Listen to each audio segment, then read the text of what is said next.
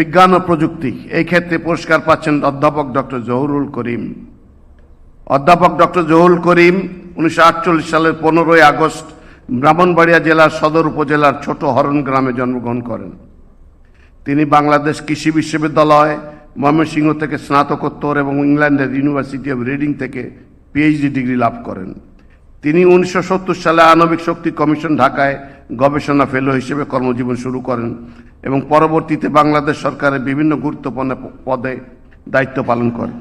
তিনি বাংলাদেশে কৃষিতে জলবায়ু পরিবর্তন গবেষণার পথিকৃৎ, ধান ক্ষেতের মাটিতে ফেরিহাইড্রেট খনিজ শনাক্ত, প্রথম খরা তীব্রতা মানচিত্র প্রণয়ন, স্বল্পমেয়াদী ধানের জাত উদ্ভাবন এবং লবণাক্ততার মাত্রা নির্ধারণ, মানচিত্র ও শ্রেণীবিন্যাস প্রণয়নে তার অবদান রয়েছে।